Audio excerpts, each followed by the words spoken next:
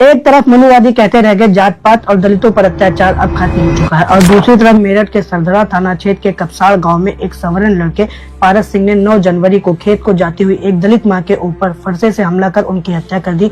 दलित समाज के 14 साल के एक बच्चे पर प्राथमिकी दर्ज हुई है सिर्फ इसलिए कि उसने एक सवाल पूछ दिया। आप सबसे पहले उस वीडियो को देखिए जिस वीडियो को जैसे अस्मित गौतम पर प्राथमिकी दर्ज हुई है।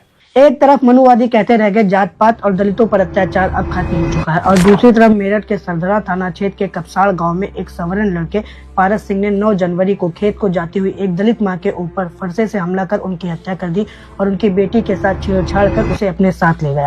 अब यहाँ कोई नहीं कहने आया कि दलितों पर अब अत्याचार खत्म हो चुका है।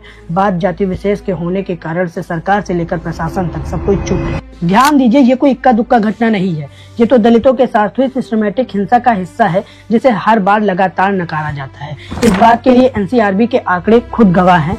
हर साल हजारों मामले दर्ज होते हैं जिसमें दलितों के हत्या, बलात्कार, अपमान, हमले और सामाजिक बहिष्कार शामिल है।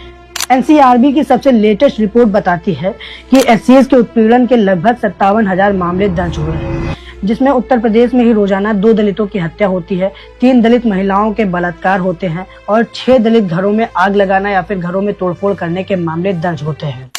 फिर भी गरीबी और बुजदिली के चक्कर में कोर्ट कचहरी से लेकर जेलों तक में दलित ही सजा काटते हुए नजर आते हैं। और अतिशयोक्ति की बात तो देखो, यूपी इन मामलों में सबसे ऊपर है और यूपी के सीएम योगी आदित्यनाथ जी कहते हैं कि यूपी में क्रिमिनल्स थर-थर कांप रहे हैं, लेकिन सच तो ये है कि ये केवल बड़ी बड़ी हाँक रहे हैं।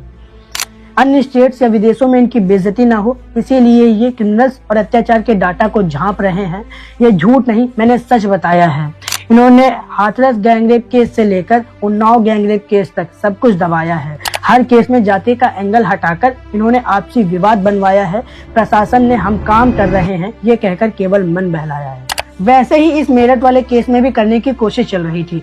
लड़के की उम्र 17 साल बता रहे हैं और पंचायत से भी 50,000 रुपए देने की बात सामने ला रहे हैं ताकि लड़की पर इल्जाम लगाया जा सके। लड़की ने अपनी मां का मर्डर किया है ये बताया जा सके। ये तो सही हुआ, सही जगह पर सही समय पर भीम आर्मी और चंद्रशेखर आ गए, वरना तो ये पूरे केस को घुमाने वाले थे, पीड़िता के परिवार को ही फंसाने वाले थे। अब ये ऊंच नीच की गाज इतनी भारी पड़ रही है, कोर्टों में दलित उत्पीड़न की फाइलें भारी मात्रा में सड़ रही हैं, क्योंकि पैसे वाले और पावर वाले जल्दी ही छूट जाते हैं।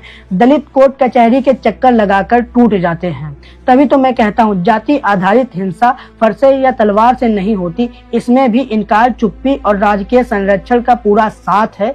और आज जो दलितों पर अत्याचार हो रहा है इसमें भी सरकार का पूरा हाथ है। तो ये दलित समाज से आने वाले 14 साल के बच्चे हैं जो किसी फालतू कामों में नहीं बल्कि सामाजिक मुद्दों पर अपनी ध्यान देते हैं। सामाजिक मुद्दों से जुड़े हुए सवाल ये वीडियो के माध्यम से सरकारों से लगातार पूछते रहते हैं। लेकिन अब खबर आ रही है कि उत्तर प्रदेश के लखनऊ में इनके ऊपर इसी वीडियो को वजह से प्राथमिकी दर्ज हुई है। हालांकि अभी तक आधिकारिक तौर पर इसकी जानकारी कहीं भी उपलब्ध नहीं है, लेकिन कुछ जगहों पर ये जानकारी मिल रही है कि अस्मित गौतम के ऊपर इसी वीडियो की वजह से प्राथमिकी दर्ज हुई है। अगर इस वीडियो की वजह से प्राथमिकी दर्ज हुई है तो इस पर आपकी क्या प्रतिक्रिया है? क्या इसने कुछ गलत पूछा?